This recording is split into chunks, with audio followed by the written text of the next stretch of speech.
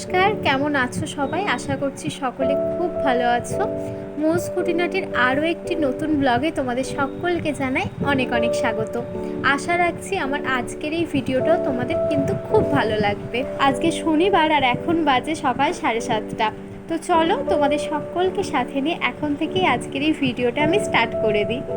সকালে উঠে ফ্রেশ হয়ে খেয়ে নিয়েছিলাম। খাওয়া বলতে কালকে রাতে না মিষ্টি মুড়ি ভিজিয়ে রেখেছিলাম, তার জলটা সকালে খেয়েছিলাম আর দুটো বিস্কিট খেয়ে নিয়েছিলাম। আর তারপরে আগে চলে এসেছিলাম রান্নাঘরে, কারণ হচ্ছে সকালে আজকে ডালি আর পোলাও বানাচ্ছিলাম। আর আজকে যেহেতু শনিবার, ও দুপুরে এসেই ভাত খাবে, আর দুপুরে না আসতে 2:30-3টে মতো বেজে যায়। তাই সকালে মুড়ি টুড়ি খেয়ে গেলে খিদে পেয়ে যায়, তাই ডালি আর পোলাওটা করছি, তাহলে পেটটা অনেকক্ষণ ভরা থাকবে আর খিদেও পাবে না। আর মাঝে একটা ফল দিয়ে দেবো, তাহলে তো একদম পেট ভরাই থাকবে। আর কি বলো তো, সকালে ওর বেরোনোর তো তাড়াহুড়ো থাকে, তাই সকালে সবজিটা ওই আমাকে কেটে দেয়। আর আজকে যেহেতু ডালি আর পোলাও বানাচ্ছি, ওকে বললাম যে গাজর আর ক্যাপসিকামটা তুমি কেটে দাও। আর আজকে না পরে যেটা রান্না করব বললাম যে না এখন ঠিক নেই কি রান্না করব, তো আমিই কেটে নেব, কারণ ওকে না একটা সারপ্রাইজ দেবো আজকে। তাই পরের সবজিটা আমি কাটতে বারণ করেছিলাম। কি সারপ্রাইজ দেবো সেটা তোমাদের সাথে তো অবশ্যই শেয়ার করব, আর ওর রিয়াকশানটা কি হয় সেটাও তোমাদেরকে দেখাবো। আজকে বাজার থেকে চিকেন আনতে বলেছিলাম, তাই চিকেনের মশলাটা আগে পেস্ট করে নিয়ে চিকেনটাকে ম্যারিনেট করে রেখে দিলাম। আর তারপর ওকে এদিকে খেতে দিয়ে দিলাম, আর ও খেয়ে দিয়ে বেরিয়ে গেল। আর ও বেরিয়ে যাওয়ার পর আমি এখানে এসে এদিকে চালটাকে ভিজতে দিলাম, কারণ আজকে ফ্রায়েড রাইস করব। আর এটাই ওর সারপ্রাইজ। ওকে বলিনি যে ফ্রায়েড রাইস করব, ওকে জাস্ট বলেছিলাম চিকেন নিয়ে এসো। আর আমি ভেবেছিলাম যে ভাত আর চিকেন আলুর ঝোল, মানে এরকম সাধারণ রান্না করব। কিন্তু হঠাৎ করে মনে হলো ঠিক আছে আজকে ফ্রায়েড রাইস করি, ওকে না বলেই করি, ওর রিয়াকশানটা কী হয় দেখি। এরকম তো কোনো দিন করিনি। আর এই স্পেশাল আইটেমগুলো না বেশিরভাগ ছুটির দিনেই করি। এরকম ধরো শনিবার তো করিই না, কারণ আসতে অনেকটা দেরি হয়, তাই জন্য শনিবারে এই ফ্রায়েড রাইস চিকেন কষা ধরো আজকেই প্রথম করছি। তো তোমাদের সাথে কথা বলতে বলতে আমার ওইদিকে গাজর আর ক্যাপসিকাম ভাজা হয়ে গেল, আর তারপরে এদিকে চিকেনটাকে কষিয়ে নিচ্ছি। চিকেনটাকে যেভাবে কষি আর কি একদম সিম্পলভাবে করব। আর আমি না চিকেনে তেজপাতা ব্যবহার করি না, কারণ ও খেতে খুব একটা পছন্দ করে না তেজপাতা। আর আমার বেশিরভাগ রান্নাতেই দেখবে যে তেজপাতা দেওয়া থাকে না। তোমরা যারা আমার ব্লগ দেখো তারা জানো, কারণ আমি এই কারণেই ব্যবহার করি না, কারণ ও খেতে পছন্দ করে না। তারপরে চিকেনটায় অল্প করে জল দিয়ে ফুটতে দিয়ে এদিকে দেখো টেবিলটাকে মুছে নিচ্ছি। সকালে খাওয়া দাওয়ার পর একবার টেবিলটা মুছে নিয়েছিলাম, কিন্তু এই যে রান্নাবান্না করে না রোজ একবার টেবিলটা মুছে নিই। আর যেহেতু মশলা টশলা এখানে ধরো সব কিছু রেডি করা হয়, তাই রান্নাবান্না করে ভালো করে মুছে নিই। আর আজকে যেহেতু চিকেন রান্না করার পর দেখছি যে হাতে একটু সময় আছে, তো এখনই টেবিলটা মুছে নিলাম। তারপরে এদিকে এসে দেখছি দেখো চিকেন কষাটা একদম রেডি হয়ে গেছে, তাই চিকেন কষাটাকে ঢেলে নিলাম। আর এইদিকে দেখো ফ্রায়েড রাইসের চালটা যে ফুটতে দেবো সেই জলটাকে বসিয়ে নিলাম। আজকে না ফ্রায়েড রাইসটা মানে খুব সহজ পদ্ধতিতে করব। আসলে ফ্রায়েড রাইস আমি ঘরে করলে এইভাবেই করি, খুব তাড়াতাড়ি হয়ে যায় আর খুব টেস্টিও হয়। আমার আগের দিনের ভিডিওতে ইউনিক বিহান ব্লগ থেকে দিদিভাই লিখেছে যে খুব সুন্দর হয়েছে ভিডিওটা। তো অসংখ্য ধন্যবাদ দিদিভাই যে তুমি আমার ভিডিওটা পুরোটা দেখেছো, ভিডিওটা তোমার ভালো লেগেছে। তুমি এইভাবেই আমার পাশে থেকো। আর এরপর দেখলাম যে ভাতের চালটা আমার একদম হয়ে গেছে, আর সেটাকে এইভাবে ফ্যান ছড়িয়ে নিলাম। যেহেতু দুজনের করছি খুবই অল্প করছি আর কি, আর দুজনের একবেলারই করব। আর রাতে কি বলো তো, এই ফ্রায়েড রাইস একটু তো রিচ খাবার, সেই জন্য রাতে আর খাবো না, তো এই জন্যেই অল্প করে একদম করছি। আর আজকে এই দিকের ঘরটা না আমি একটু সকালে পরিষ্কার করে নিয়েছিলাম। পরিষ্কার কি বলো তো, এই আলনাটা মুছে নিয়েছিলাম, আর ফ্যানটাও সকালে মুছে দিয়েছিল, যেহেতু বেরিয়ে যাবে আর আমি ফ্যানটা তো আমি মুছতে পারি না। আর তারপরে ঘরটা একটু ওপর টোপরে হালকা করে ঝুলগুলো ঝেড়ে নিয়েছিলাম, তখন আর কি ঝাঁট দিয়ে ও বেরিয়ে গেছিলো।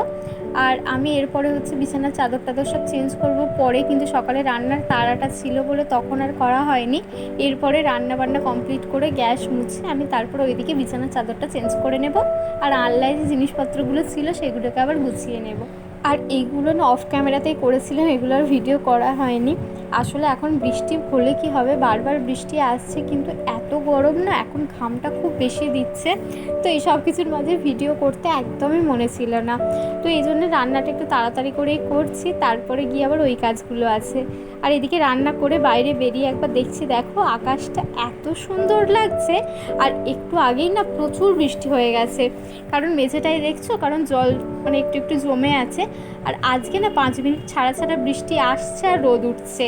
আর তারপরে আকাশের দিকে তাকিয়ে দেখছি যে মেঘগুলো দেখো ভেসে যাচ্ছে। তো এটা দেখে ভাবলাম যে এইটা একটু ভিডিও করতেই হবে, তাই আবার দৌড়ে ঘর থেকে ফোনটা নিয়ে এলাম যে একবার ভিডিও করি, তোমাদেরকে এটা দেখাবো যে মেঘটা এত সুন্দর ভেসে যাচ্ছে, দারুণ দেখতে লাগছিল। আর বর্ষাকালে যেমন ঘন ঘন বৃষ্টি আসছে, সেরকম না বৃষ্টিটা যখন শেষ হয়ে যাচ্ছে আকাশটা সেরকমই ক্লিয়ার হয়ে যাচ্ছে, মানে রোদটা উঠছে যখন আকাশটা পুরো একদম নীল আকাশ, আর তার মধ্যে মেঘগুলো পুরো একদম সাদা রঙের, দেখে মনে হচ্ছে একদম যেন শরৎকাল।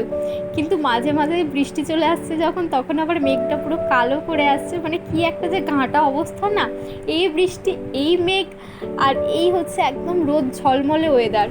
আর এই বর্ষাকালে ওয়েদারটা উপভোগ করলেও না সবচেয়ে সমস্যা যেটা আছে সেটা হচ্ছে জামা কাপড় নিয়ে একবার বাইরে বার করছি, আবার একবার ভেতরে জামা কাপড়গুলোকে তুলে রাখছি। তো মানে এইরকম করতে করতেই পুরো পা ব্যথা হয়ে যাচ্ছে। আর তারপর বাইরে সুন্দর ওয়েদার দেখে এসে ঘরে আবার সব বাসন টাসনগুলো যেগুলো রান্নার ছিল সেগুলো সব উপর করে দিলাম, ধোয়া হয়ে গেছিলো। আর এদিকে বেসিনটা যেহেতু আজকে চিকেন হয়েছিল তাই বেসিনটা একটু স্কচ ব্রাইট দিয়ে ঘষে পরিষ্কার করে দিলাম। আর রান্না করার সময় না যে মানে নাতাগুলো ব্যবহার করি সেগুলোকে না আমি এরকম বেসিনে অল্প করে সার্ফ দিয়ে কেচে নিই, দিয়ে মেলে দিই। কারণ না বসে বসে আবার কাচতে ভালো লাগে না, আর এই বেসিনে দাঁড়িয়ে দাঁড়িয়ে কাচতে বেশ সুবিধা হয়। এইদিকের কাজ সব শেষ করে নিয়ে তারপরে এই যে ঘরটা বললাম যে সকালবেলা পরিষ্কার করে রাখা ছিল, আর এখন এদিকে বিছানার চাদরটাকে মেলে নিচ্ছি। কারণ এই রান্না করে না বিছানার চাদরটা মেলে নিলে সুবিধা হয় আমার তো মনে হয়, কারণ চান টান করে এসে আবার বিছানার চাদরটা মেলতে গিয়ে এখন না আমি প্রচণ্ড ঘেমে যাই। কারণ ওই যে বলছি না ওয়েদারটা বৃষ্টি হলেও প্রচণ্ড গরম।